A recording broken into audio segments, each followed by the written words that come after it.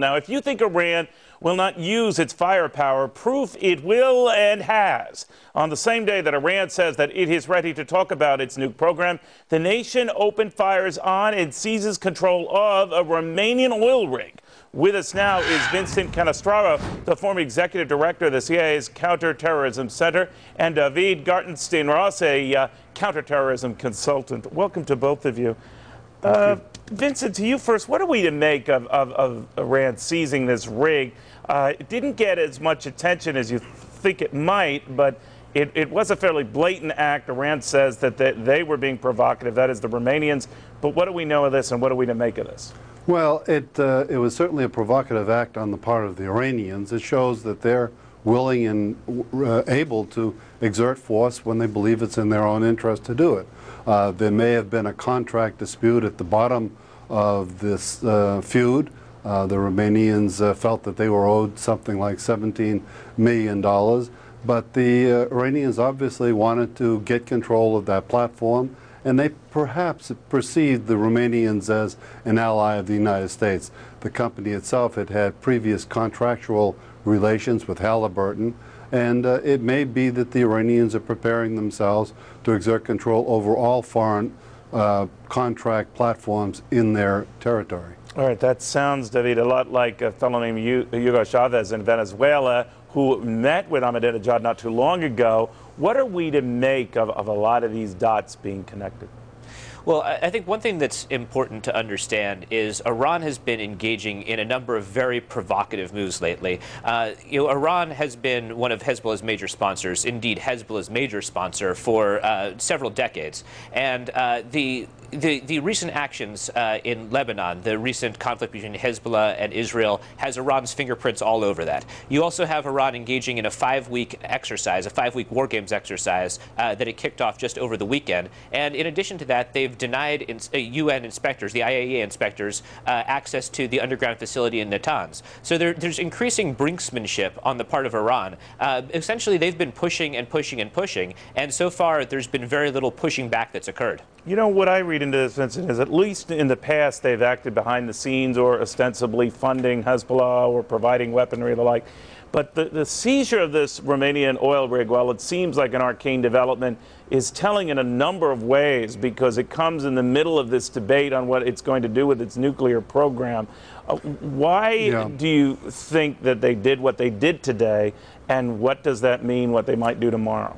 I think there's more to it. I think the symbolism of it for the Iranians is that they are not going to sit passively while the U.S. tries to organize sanctions against them, or failing that, tries to take some kind of military action against them. I think the Iranians are trying to say that there will be a high cost if the U.S. does engage in some kind of military action against the country. It has certainly showed that it is willing to delay this negotiation, the diplomacy, to string it out, to test the certainly the patience of the West, etc. And it has not given a satisfactory response to the Western offer if Iran would suspend uranium enrichment. And I think the Iranians are basically saying, we're here for the long run, we're not going to be pushed around, and you will pay a price. And we can show you that we're ready to met out punishment. We've done these exercises, we've seized this platform, and there may be a certain bit of triumphalism by the Iranians too, because of Hezbollah's fighting the Israelis to a virtual standstill in Lebanon. What do you think of that, David?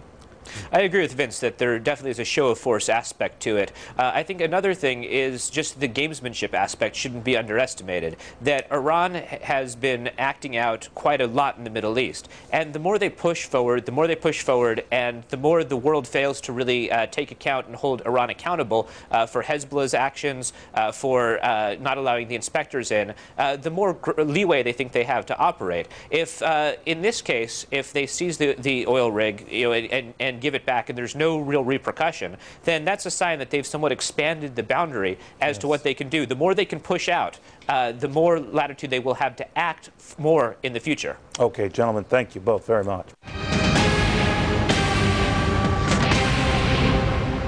My next guest says we don't have the guts to take on Iran or the rest of the Islamic world, and doesn't Iran know it? He is Dr. Michael Wellner, a leading forensic psychiatrist with extensive work in the psychology of terrorism. Interesting, Doctor. So we're playing out just what they suspect, right? Well, all of this talk about negotiation, that's done for our consumption. But they see from signs emanating from Europe, from Israel, from Indonesia, an intimidated West. And it's not just an issue of the West unwilling to stand up to them militarily.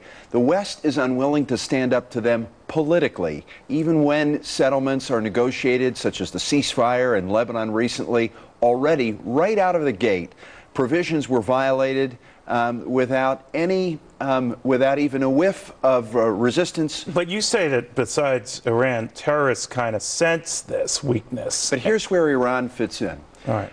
Iran and Ahmadinejad, in terms of his ideas and his thinking and what he is advancing, he wants to lead the Islamic world. And right now, the driving force in the Islamic world now is an intolerance of the West, and even more than that, anti-Semitism. And the hate for Israel is so powerful, and that's something that many don't understand, that it can bring Sunni and Shiite together. It can solve a civil war. It is a guiding force of such power that you have someone who's saying, I'm going to develop a nuclear weapon and I will wipe out Israel, including one of our holiest sites, including all of the Muslims who live there, at the same time that he says we should hate the West because civilians die in Lebanon. The point is, it is apocalyptic thinking, but it is apocalyptic thinking that he derives power from. But apocalyptic thinking is apocalyptic to the person who's saying it, right? I mean, it can doom you, or does that really matter? It emboldens you and creates a sort of a cult hero. It's apocalyptic to us, but that's because we don't see death as something that gives us martyrdom. What he sees that is a vehicle towards Islamic domination. So how do you negotiate with a nut? Well, you have to set limits, and that's the issue. Limits are not set when cars are torched in Europe. Limits are not set when people riot and destroy embassies over cartoons of Muhammad. Give me a limit. What do you do?